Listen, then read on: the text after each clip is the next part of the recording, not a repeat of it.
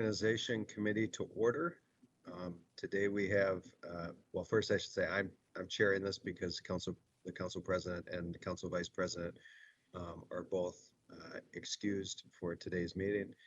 Um, and we have before us today the Office of Technology and Communications, as well as the Human Rights and Equal Economic Opportunity Department, or HERO, as more people know it by. And as I told Ms. Vickers prior to the meeting, we'll try and do it within 45 minutes, but if history tells us anything, that should be possible. And I will turn it over to you. Go ahead and welcome. Good morning, Council Member Chair Tolbert and council members. I'm happy to be able to join you this morning to discuss OTC's work in 2021 and our plans for the upcoming year.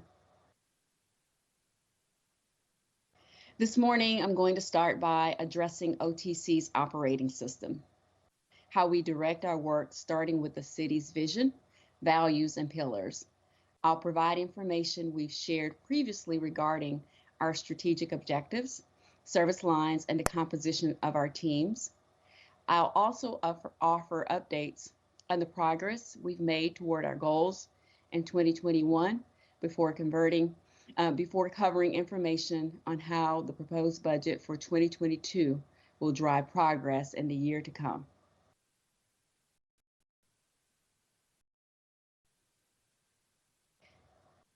As a technology service provider to the city government, our work is governed first and foremost by the vision to create a St. Paul that works for all. As we solicit input from stakeholders on their interests and concerns regarding technology, we're considering how what we hear lines up against the need to continually build an enterprise that is more equitable, innovative, and resilient. To that end, we are continually working with departments to surface the efforts that will advance economic justice, lifelong learning, and community-first public safety. It is my duty to translate that for my teams to make sure we understand what this looks like for a technology service organization. In essence, we're looking to plan and execute a superior technology portfolio powered by and for people. By evolving the city's technology services to provide exceptional outcomes at an optimal cost, we create the opportunities for employees, residents, business owners, and other members of the public to achieve their full potential.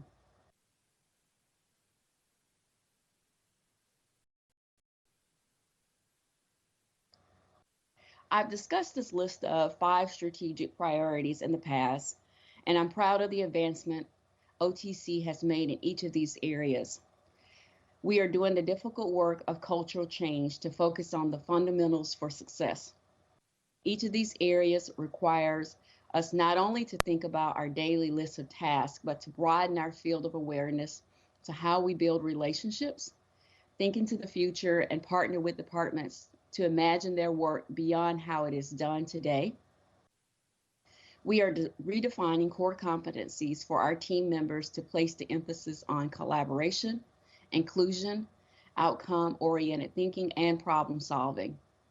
We have been successful in driving change because these priorities reflect the type of mindset that is necessary for technology to help create a St. Paul that works for all.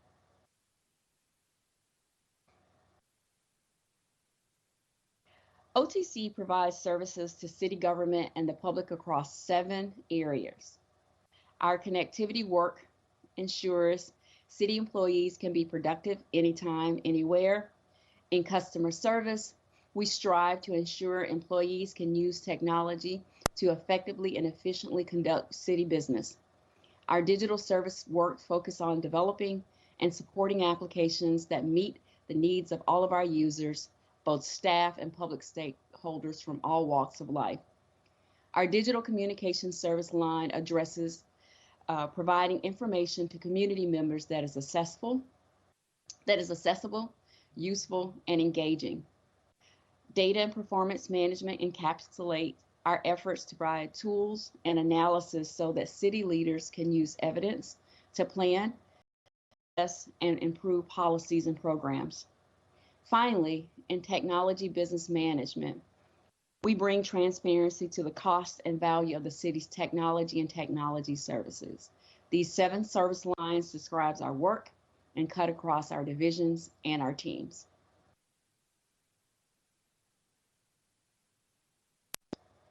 This next slide shows how our teams are organized. As OTC continues to communicate with the whole enterprise regarding our work, I want to make sure to give further information to you regarding all what each of our divisions and teams are organized to do. As a technology professional and leader, I want to make sure that you are clear what the roles of the people working to provide the city technology services. Our current roster of 66 people is distributed over 2 core divisions. Our Solution Design and Delivery division, led by Deputy Director Cassie Johnson. Our Infrastructure and Operations division, led by Deputy Director Christian Deloya, with the Digital Media and Communications led by Amanda Green-Gonzel, and our Technology Business Management teams led by Joe Mendica.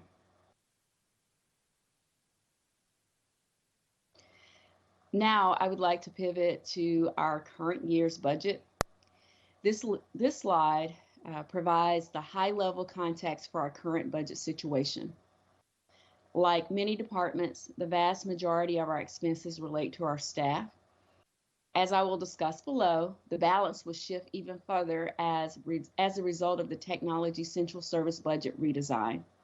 It is important to keep in mind that this budget is responsible for stewarding a larger share of technology expenses that exist across city departments.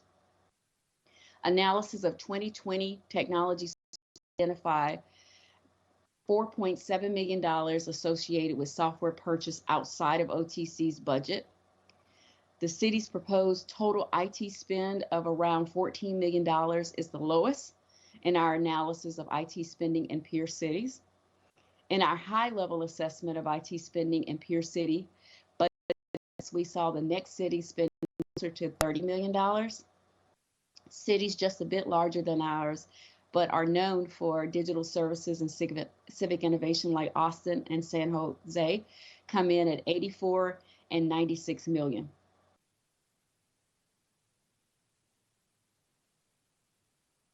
We have included slides that detail a number of accomplishments from over the past 9 months. As an internal service provider whose work also interfaces with the public in certain ways, we are aware that some of our efforts do exist in the background. Nevertheless, these are the types of accomplishments we need to have in order to not only hold ground, but to actually innovate and improve. This work runs across all our teams, and I encourage you to take time to work through these items. I'm happy to answer any questions you might have after our presentation or as a follow-up to today's conversation. The funding for technology work in 2021 has enabled the city to increase our digital service offerings to meet community needs, including partnering with DSI to accelerate progress on a new business licensing and permitting tool, piloting Zendesk customer experience software and service catalog to make it easier for residents to access information about the most frequently requested city services, making enhancements to the Right Track application and onboarding processes to account for social distancing and remote work, supporting new virtual meetings and community engagement tools, and making improvements to stpaul.gov to make it more secure, user-focused, and accessible. OTC also targeted business process transformation to increase efficiencies in the city and support remote work, including expansion of our single service sign-on services, developing automated business processes and infrastructure for key business processes in fire, HERO, Public Works, and HR, resulting in thousands of hours of staff time saved for higher order work, and creating new data and mapping tools for water, PD, fire, and the Unsheltered Homeless Initiative, expanding data-driven decision-making, and replacing more costly external tools. Despite progress made in this area, I'd like to note we do continue to experience limits to our capacity to conduct program impact analysis, also to respond to service requests in the timely manner in which we are accustomed, and to advance all of our city's strategic digital services goals. Now, transitioning to Mayor Carter's proposed 2022 budget, changes for OTC's operating budget in the upcoming year focus on the redesign work we conducted over the past year. There will be no changes to our staff level in the coming year. Below, I will also address proposed project funding provided through the Technology and Innovation Fund. In short, our work in 2022 will be focused on implementing and improving tools that support constituent services, advancing the city's IT security posture, modernizing IT infrastructure, and completing critical upgrades to our enterprise resource planning, or ERP systems.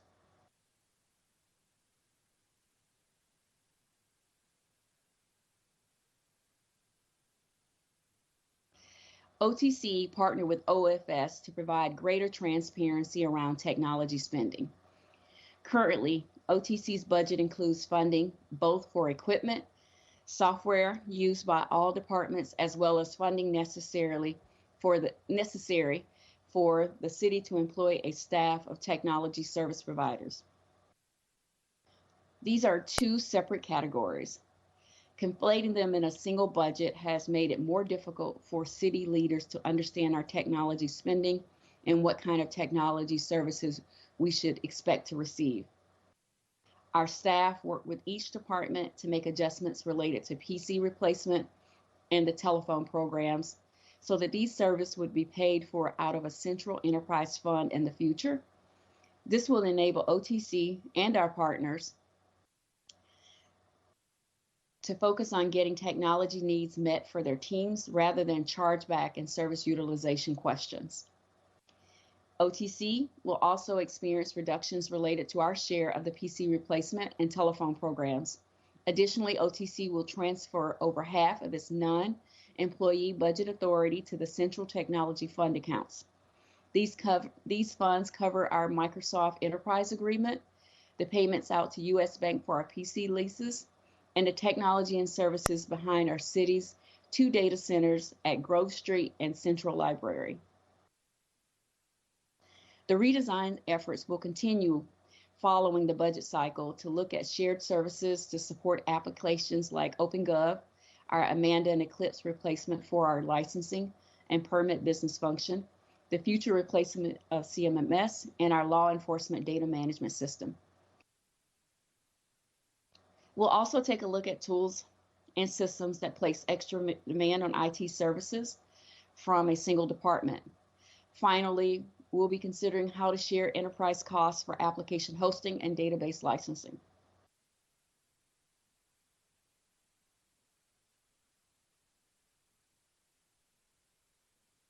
As you can see from this slide, one impact of the redesign is that we now are more clearly able to demonstrate the actual spending happening to support technology services in the city. The city's financial commitment to technology service is focused primarily on the 71 FTE budgeted for in our organizational chart. Less than 20%, of course, I would get a call. Less than 20% of our technology budget is dedicated to the necessary technology tools, third-party vendor support, and administrative expenses associated with operating our organization. At this level, one important limitation we face, and that I have addressed previously, is training for OTC staff. Upscaling is critical to providing technology services, retaining talent, and ensuring that our technology service organization is positioned to support innovation across the city. I'm fortunate to have a team dedicated public servants who care about leveraging technology to improve people's lives. I'm also proud of the work this team and I have done to attract diverse talent to OTC. The lack of funding the city is able to provide to this team to keep skills as a major issue.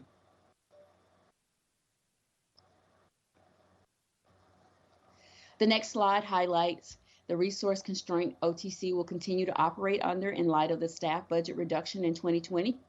While resources have been deferred from our employee budget to supplement other parts of our budget, including funding for third-party support services, it is worth noting that OTC has accomplished over time and with our roster count. When it comes to the most common sense use of technology in modern businesses, automating processes, using data to anticipate public needs, accessing email and remote meeting across device platforms, we need people in order to continue to stay on track.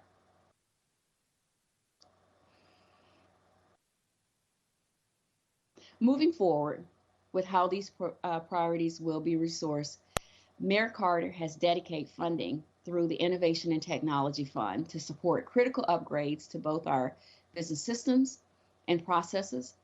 I will be addressing those items indicated under the computer software category in the proposed budget. The first of these is $100,000 allocation for IT security projects.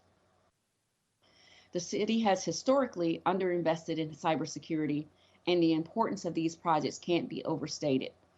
We need to continue to conduct yearly penetration testing, practice our restore and recovery methods, and keep current on new tools that will allow us to maintain a strong security posture.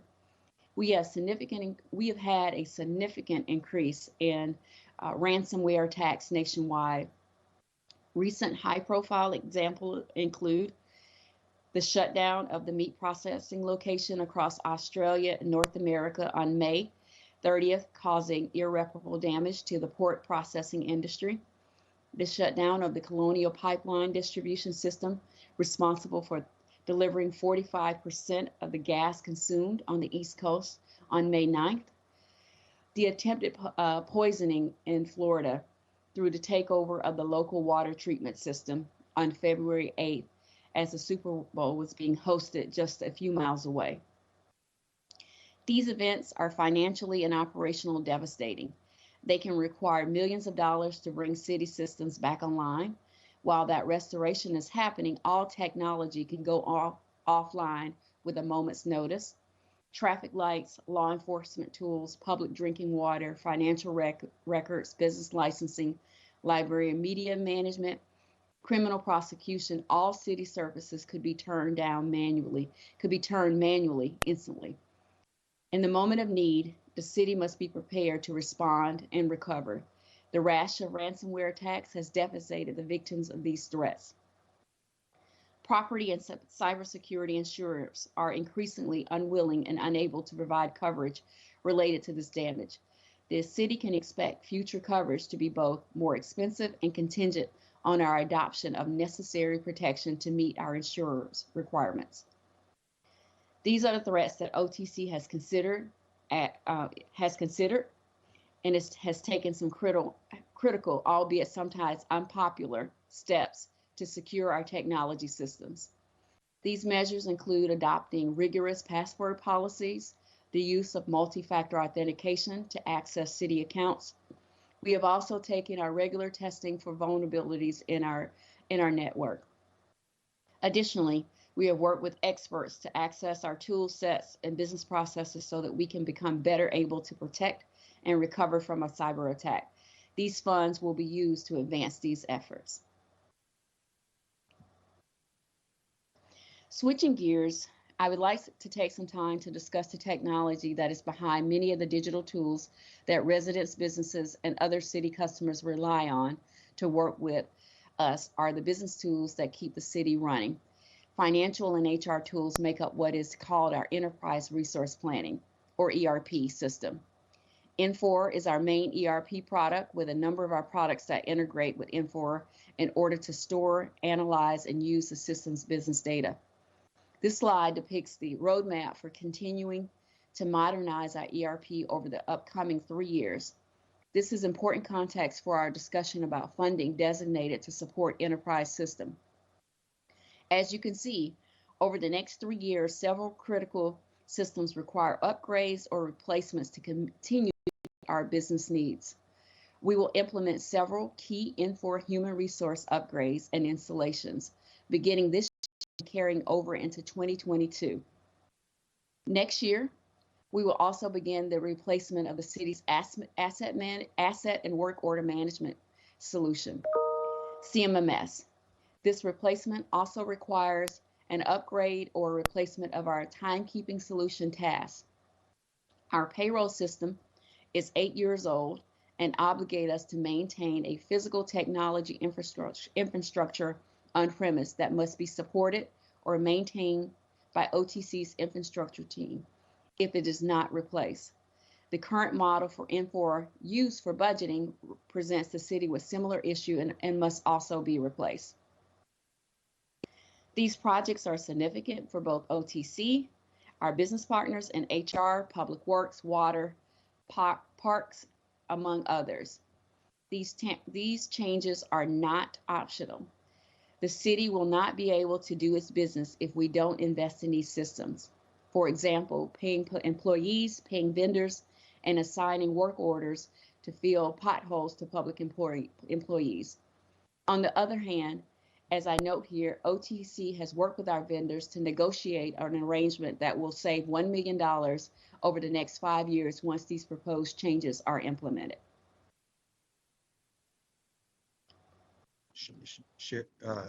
Ms. Kennedy Vickers, on those ones, are we mostly, or almost all those, are we contracting those out and using similar systems that, other governments are using, or are we building in-house a lot? These systems are not systems that are built in-house. These are systems that are software as a service and are utilized by our peers in other cities. And what's the standard contract on those? Like, is it 5 years, or are we signing any long-term ones? Typically, our contracts are 3 to 5 years. Thank you.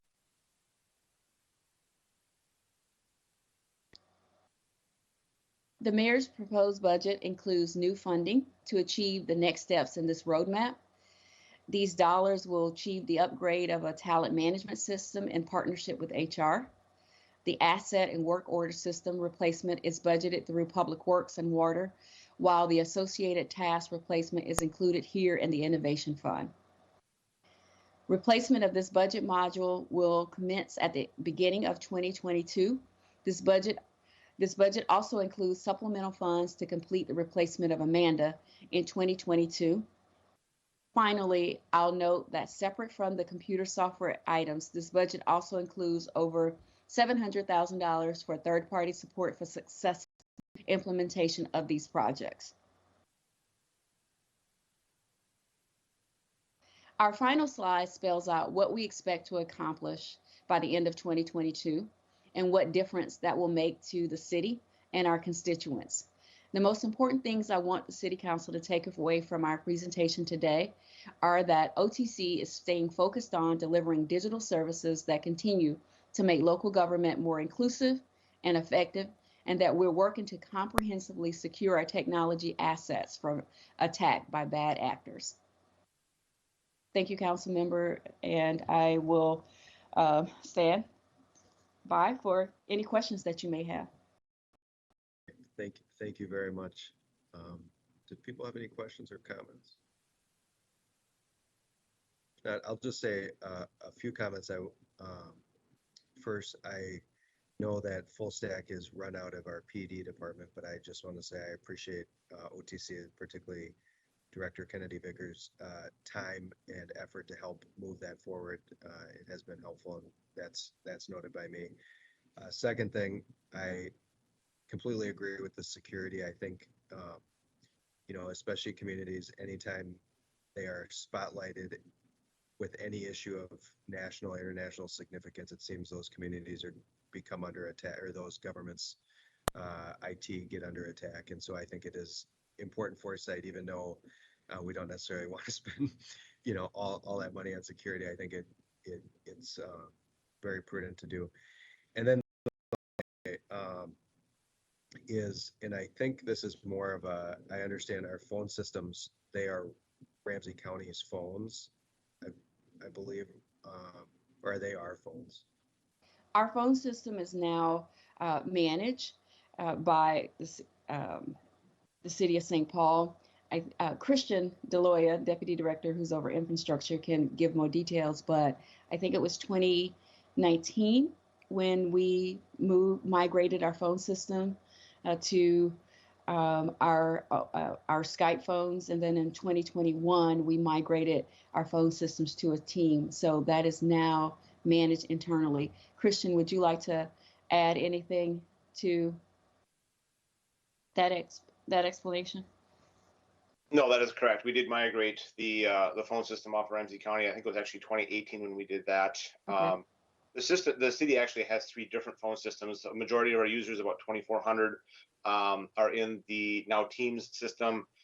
There's a smaller 300 phone system that is end of life for fire headquarters and the Como campus. And then many of our rec centers rely upon CenturyLink, or now known as Lumen connections for those. And they have a desire to standardize across the city to those, but those are our primary phone systems in the city. Okay, and I'll just say one comment on those, and I don't think this is necessarily an OTC issue. I think it's almost the phones have become too tech savvy, but I would make the request that OTC has department directors try out their different phone systems. For example, calling in a pothole or a fallen tree or something like that. I try and do that as often as possible rather than just sending an email, test it out. And sometimes they pass you around so much because there are so many options that you can't ever, between DSI, Public Works, and everything like that. So I would just, as you guys go through those phone systems, I would request that different departments actually try using them as a constituent, because I have found it's really hard to get to a person too. And I think sometimes, especially people who are kind of old school, actually want to talk to a person, and they get passed around too much. And I think that can raise the level of frustration with the issue that they're calling about. So I would just make that request as we try and make it more user friendly, and we've made that transition. Have people actually use it to try and use that as their solution to solve a problem. So, Thank you. yeah. And Councilmember Prince? Yeah, I just wanted to say, Director Kennedy Vickers, I'm so grateful for this presentation. I apologize, I was late for it, but I will be taking a good look at it and asking any follow-up questions. And I wanted to thank you as well for working with the City Council's Audit Committee. Our work is going forward on looking at how the city does constituent and customer relations, and we look forward to being able to make that work and OTC's work just sing. So so thank you for your help on that, and thank you for this budget presentation. Thank you, Councilmember Prince.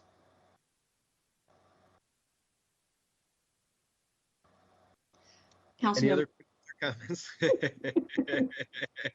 I do think it is fitting to have OTC on Teams on a virtual meeting, but it looks like there aren't any other questions or comments, and you stayed well under the 45-minute. My assumption or prediction was right. So thank you very much, and we appreciate it. If people have follow-up questions, I know they know how to get a hold of you. Awesome. Thank you. All right. Thank you very much, and have a good day. Okay. Director Butler, I believe you are next. Good morning, Chair Tolbert. Good morning, other council members, and yes, we are ready to proceed when you are, Chair. We are ready. Okay, thank you. So let you take it away. Thank you, Chair. Good morning once again, everyone. This morning, here we'll be presenting on our 2022 proposed budget. We will begin with HERO strategic objectives. Our mission remains the same, serving St. Paul residents and businesses by advancing justice and equity through education, advocacy, and enforcement. Our values, which were identified during the 2020 strategic build under former Director Jensen, they also remain the same, which would be trust and accountability, community inclusion, openness, and continuous improvement. Next, I'll touch on a general overview of HERO, beginning with our Human Rights and Labor Standards divisions. The investigations, the legal authority comes from these various legal entities listed here, which would be both federal, state, and city law as well. Our conversion therapy comes from our city law, as well as our education and outreach mandate, which I will talk about a little bit later on, but I want to note that we are definitely expanding our efforts in that respect. The heart and soul of the HERO department is ensuring human rights for all St. Paul residents. Our human rights ordinance is very expansive with 13 protected classes. Our Human Rights Division investigates allegations of discrimination under this ordinance.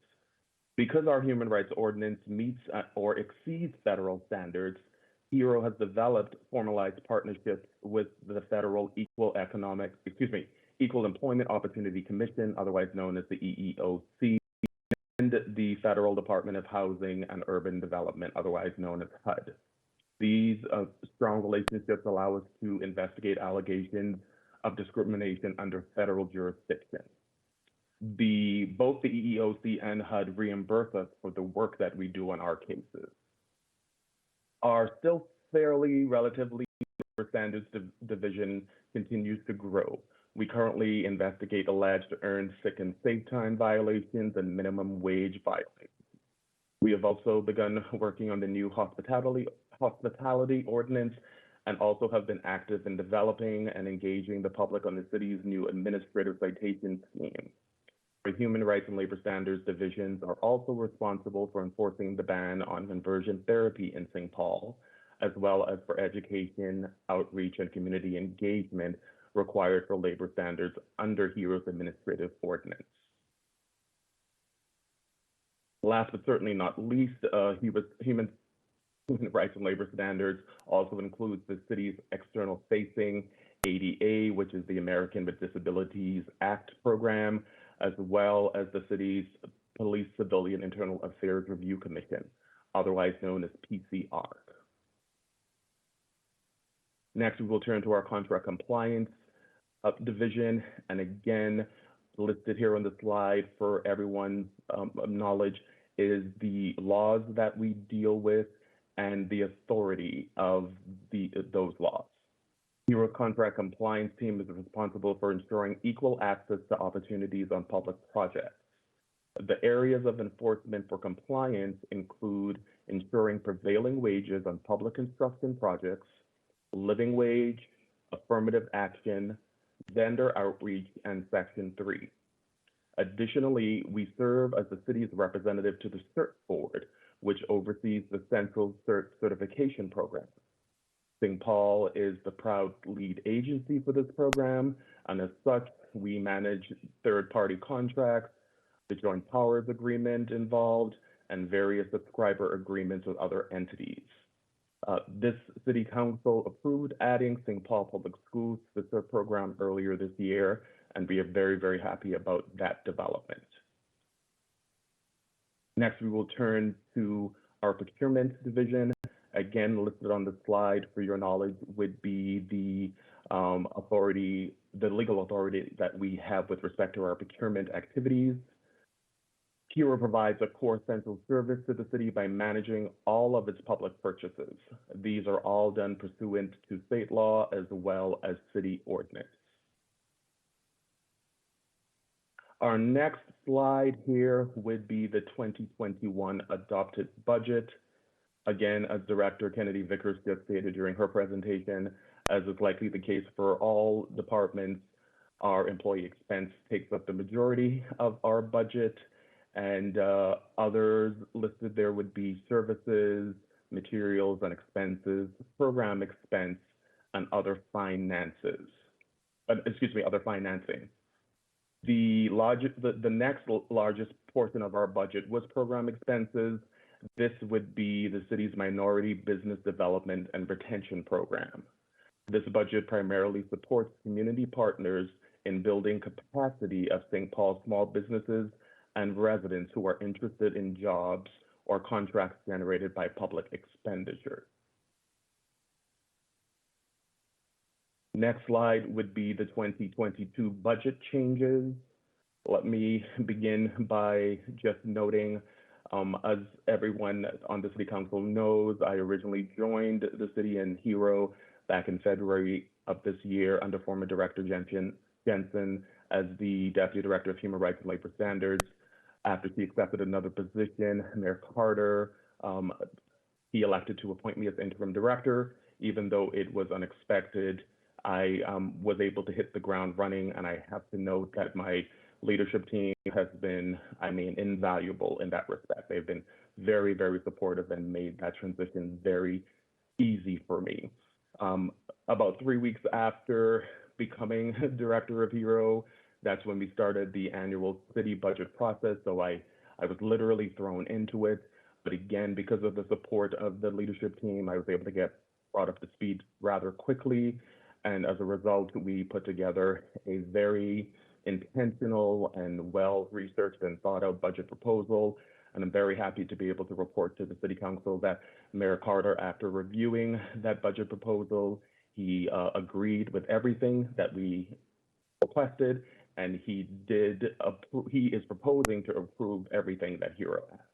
This would be a 12.1, and I'm probably getting ahead of myself, but let me stop and just say I wanted to note that Mayor Carter and the Carter administration, they have been very, very supportive of Hero and our mission and our work, and they are definitely showing that support. So I wanted to note that for the council. Getting back to this slide, in 2022 budget changes, we will be restoring one FTE in human rights as well as another in labor standards. They would both be investigators. For the supplier diversity program, we would be adding 1.6 FTE, and that would be broken down between the buyer 1 would be the 1 FTE, the research analyst 2 would comprise the 0.6, and we would be promoting existing staff to lead program positions for Section 3 and the CERT program.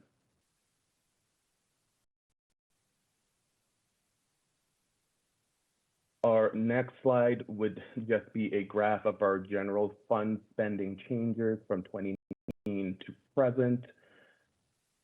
As we can see, Hero's proposed funding for 2022 increases the department's budget to the highest level it has been in the last 4 years. The increase is strictly in budget for employees, but that is because that is where the greatest need is right now. We need to have more bodies to be able to do the work that the public and the administration expects, rightfully so, from Hero, especially as it relates to our mandate of community education, outreach, and engagement. The next slide shows Hero staffing trends from 2019. As you can see on this graph, our FTE account across the entire department, which is the very top line, is the total. It's back to level as to what it was in 2020. It is important to note that the level in 2020 included Riverprint, but the 2022 level does not. Our department is more fully staffed for existing responsibilities than it has been since 2019. That being said, even though we are definitely progressing in the right direction, there is more work to be done, and we are definitely on track to accomplish it. The next slide is the services that Hero has fortunately been able to continue delivering during the COVID-19 pandemic, and we've even expanded upon quite a lot of that in 2021 since I joined. So the standards, we continue to work with the G6. which is other labor standards organizations from around the state and state level, and we coordinate regarding outreach, education, and enforcement of labor standards. We have formed a partnership with the City of Minneapolis Department of Civil Rights to collaborate on education and community engagement. Right now, we are actually working with them and the Minnesota CLE program on attempting to put together a civil rights focused CLE presentation, because we realize that even a lot of attorneys don't really fully understand the area of civil rights. So we want to make sure that we're getting the word out through this joint partnership to everyone who needs to receive the information. We've continued to conduct certain workshops remotely throughout the pandemic. We've continued outreach to businesses interested in opportunities for the ongoing Highland Bridge project. We have the HUD Section 3 collaborative. We have renewed the CERT Joint Powers Agreement and expanded CERT program again to include St. Paul Public Schools. We've developed ESBE program in consultation with the CERT board. We have launched finally the citywide supplier diversity program, which was in planning for quite some time, but we finally made a lot of headway with that, and we're very proud of that. We have also begun to launch the procurement contract compliance liaison program to make those services a lot smoother with respect to interacting with our other department partners here in the city. We continue to work on our ADA liaison program as well to ensure that all city departments are remaining compliant with ADA requirements, federal requirements. And finally, although it is not mentioned on this slide, we have also recently begun partnering with DJ West Smooth from Twin Cities Radio Network, a local radio station here in St. Paul. It has proven to be quite beneficial. I will just note as an example, not this past Saturday, but the Saturday before that, it was the Selby Jazz Festival. At Hero, we had a table there. Regarding community outreach and education, we've purchased a lot of swag, if you will, because we know those are things that gets members of the public to come to your table, and that way we're able to educate them, get them interested in the services we provide. They ask more questions. We're doing our job with getting the word about Hero and our services out there. And so partnering with Twin Cities Radio Network has been, I mean, it was amazing at the Selby Jazz Festival. It really increased our foot traffic, I mean, tremendously. Mayor Carter stopped by for a while. Chief Axel and his wife stopped by. Director Carter Ramos, Commissioner Wilkinson of the Hero Commission, Director Noel Nix's wife, Mrs. Nix. I may be missing some people, but it was very, very, it was a hugely successful event. So I did want to note that as well. Before we move on, Director Butler, it looks like Councilmember Prince has a question. Oh, yes, and I'm sorry, I can't see the screen. So yes, please, Councilmember Prince. Thank you so much, Director Butler. This is an extremely impressive list, that so much of which has occurred since you have taken on the dual responsibility of deputy and interim director, and I want to thank you for that. I also want to say how excited I am about the supplier diversity program. I have not had a chance to get back to you and Dave Gorski in your office about how pleased I am to see this work moving forward. The council acted on this. I think we had 3 resolutions that we passed, I believe, in April to facilitate that program. And I just can't congratulate you enough on getting that launched and moving forward. One question I have, and you've done a really good job of describing the programs and acronyms. The one I don't know is ESBE, and I should probably know it. I just wanted to ask that question. And then also to say, I think the partnership with the Twin Cities Radio Network is a great one. As we've talked about a lot of the community that can take advantage of programs that we have, who can find jobs through Section 3, and small businesses that can find contracting opportunities with the city, are helping people know that those opportunities are there is super important, and I'm excited about that outreach and education. So my only question is the ESBE. Thank you very much, Councilmember Prince. And unfortunately, it's the new certification for the micro businesses. Unfortunately, I don't know enough about the acronym, because we do use acronyms in everything we do. So for this, to make sure that you're getting all of the precise information, I will defer